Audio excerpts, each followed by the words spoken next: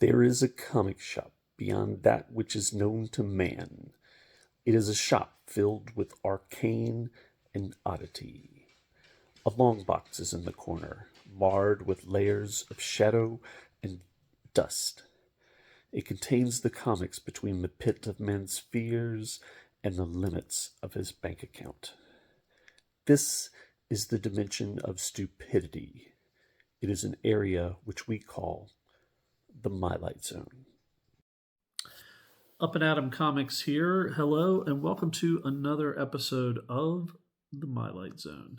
So, what am I going to cover this time? But this is kind of an interesting book. So, I never would have come across this if it hadn't been for my absolute love of Bernie Wrightson. So, Bernie Wrightson is probably definitely one of, if definitely my top five, if not one, my very favorite comic artist of all time.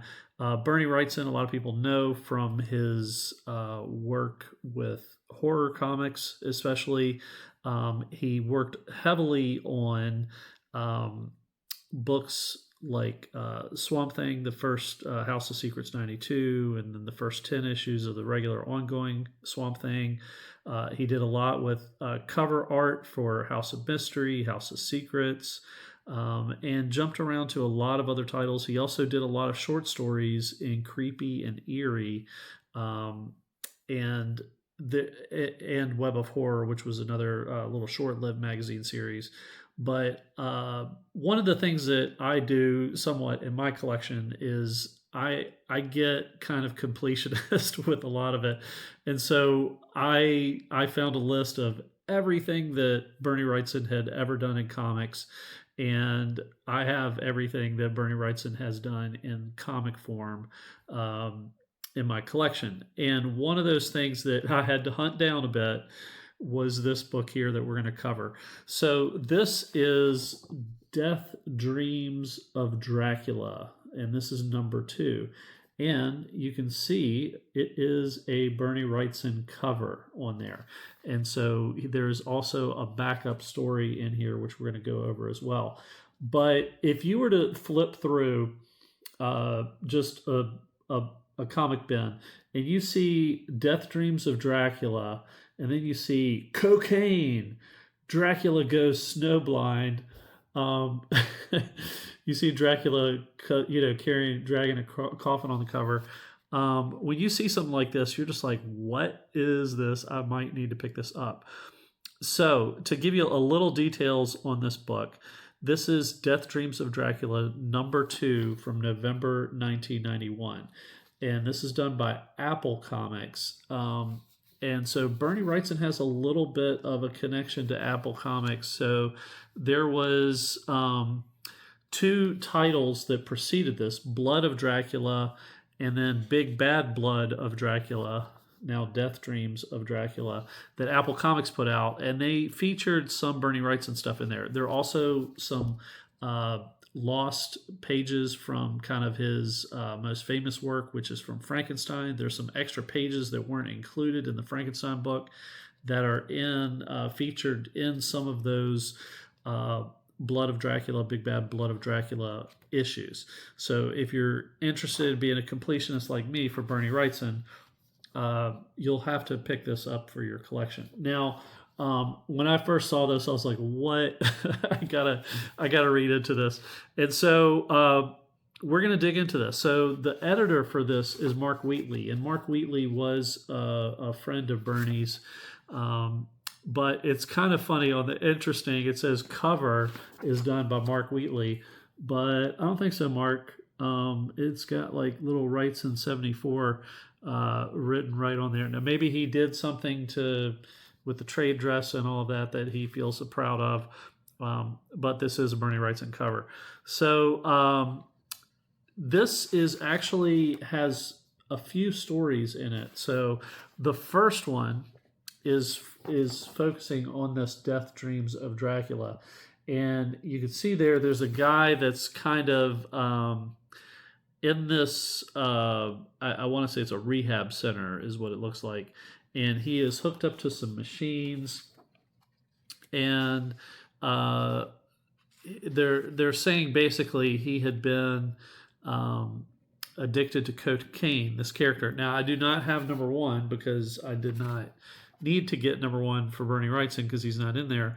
But for this number two, there's this guy that's kind of hooked up to machines. They are, they're like we're monitoring him. He's got some high blood pressure and everything else, but we're looking at him, and he has some dreams, and so then you go into this, and the guy's mind and his dreams is that he is first encased in this glass vial, and he sees Dracula coming across the landscape there. And so Dracula basically gets him out, and he is getting ready to, like, he's trying to run away from Dracula. He's walking across the snow, which I have to think is like, it's got to be snow like cocaine, this guy's addicted to cocaine. He's running in the snow. Dracula is following him, and he's like, why do you keep bugging me? Are you going to kill me? And he's like, no, I just want to watch you. And there's this kind of cool, creepy eyes up there. And he's like, so the guy's like, no, I reject you. I reject my addiction. And he shoots something at Dracula. And basically, because he comes out of his kind of comatose state, and he is giving up cocaine. So he's throwing like a little batch of cocaine, which he had in a shirt pocket, which you got to wonder, like, if you're put into a rehab center, don't you think they would have frisked your clothes and stuff before to know, like, hey, you don't actually have any drugs on you right now? But anyway, so he had some like in a pocket, and so he takes it and throws it in this trash. So I guess this guy is over addiction. Not sure why he saw Dracula in the snow, but so be it. The next story is probably even a little bit more bizarre, and it's called Sucker Man. And so there is this girl that is tied up. It looks like, if you could tell, she's tied up on some kind of table, and there's a candle burning through a rope that's getting ready to drop an I-beam on top of her. Not sure why. Not sure why she has to be tormented like that, but you can see it was a trap, because there's this superhero that busts through, and his name is Diamond Man. And so he's got this diamond on his chest, and he saves the day. And, she, says, well, you have to go after the villain who caught me, whose name is Rex Rotkor, Rotkor. So I guess he's rotten to the core. And so he's like, okay, I'm gonna go defeat this villain. Now the villain has this vial of what he's calling like vampire power. It's like Dracula powder, and evidently he put them on the bricks of the building that that the Diamond Man was actually saving her from. It makes absolutely no sense, like why you would spread powder over some bricks. And anyway, this power, because he came in contact with him, basically makes him initially he's like collapsing. He's like, oh my gosh. And the Rex Rotkor is all pleased because he knows he's attacked him with this special powder. So he becomes very sensitive to sunlight.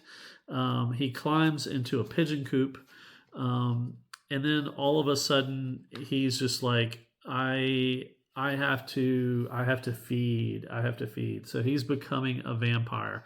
So he's staying out of the sunlight, becomes a vampire, and then he realizes that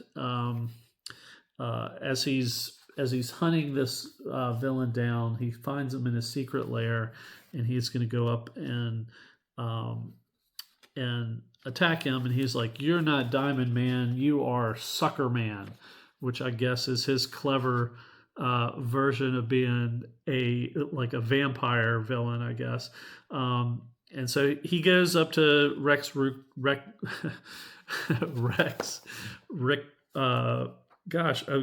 name is Rex Rotcore. I keep on wanting to say Rex Richter, but Rex Rotcore.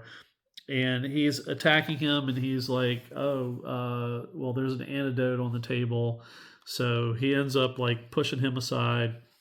He gets his antidote, chugs it down.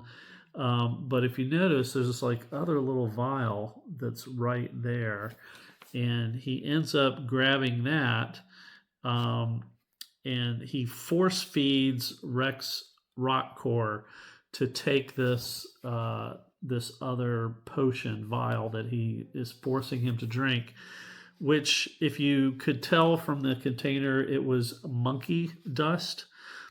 And he has now changed him into this little monkey man who's got like this kind of mannish face. But he turns him into the zoo. And so, and when he's turning him into the zookeeper's like, "Geez, you're the ugliest monkey I've ever seen." So I guess Diamond Man, formerly Sucker Man, gets his vengeance upon Rex Rotcore. Not the easiest name. Okay, and then the last story in here is actually a reprint from Web of Horror. Web of Horror, as I mentioned, was a magazine that Bernie Wrightson was a part of, that they were trying to duplicate some things that were done a little bit in creepy and eerie and some of those types of magazines. And so this is a story from one of the Bernie Wrightson contributions to Web of Horror, and you can kind of tell they had this little villain or mascot that was called Webby, who was really cool. And so this story is called Breathless, and this is definitely like the highlight, like a really good story that's in here. I know I'm going to have spoilers in here, but it's okay. This book came out a long time ago. So there's basically some astronauts.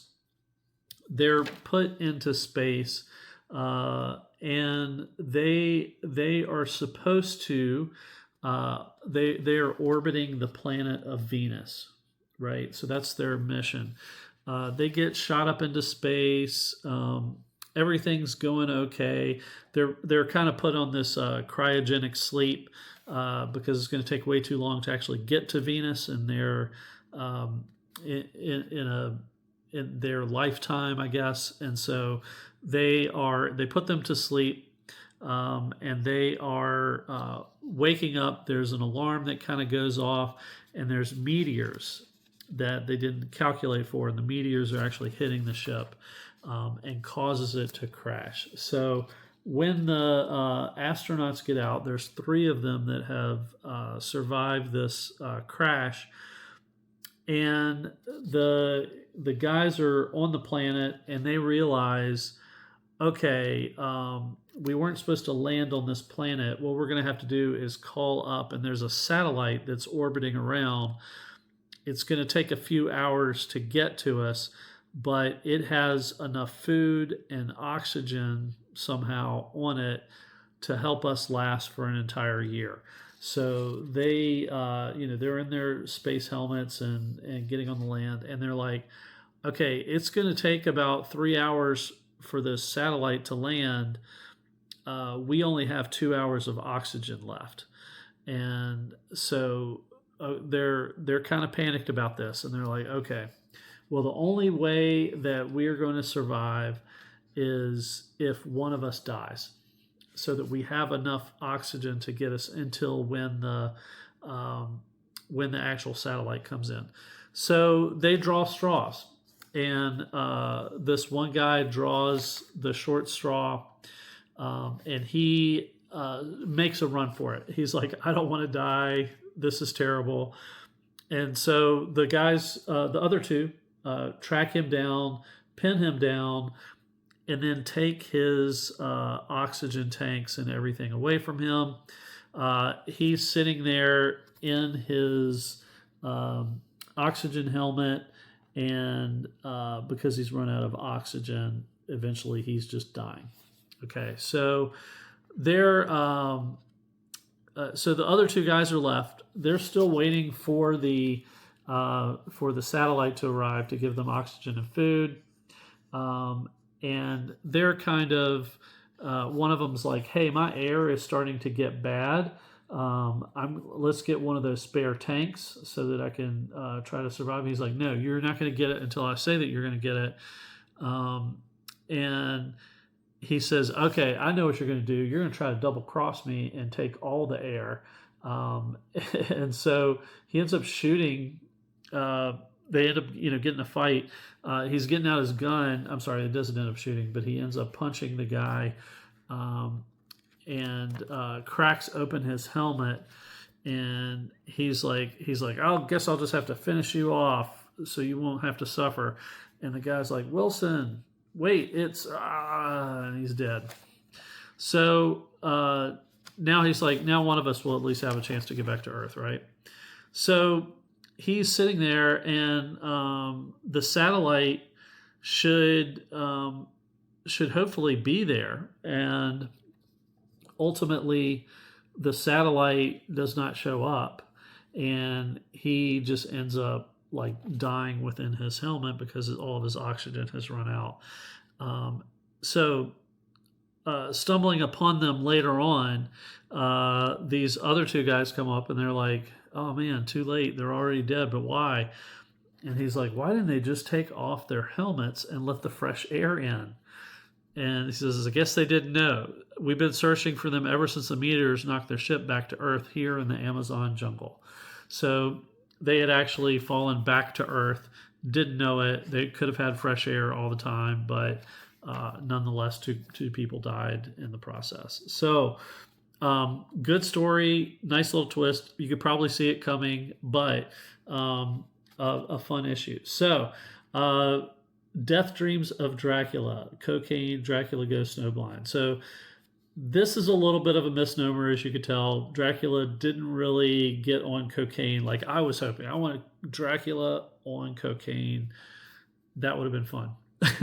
But instead, we get another guy dreaming. It's Death Dreams of Dracula. I guess he had a death dream of Dracula, and but he was saved. So this issue was fun.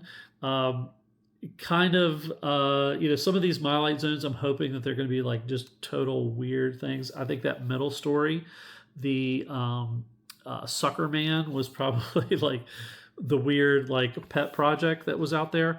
But the others the Bernie Wrightson story was just, good as it was.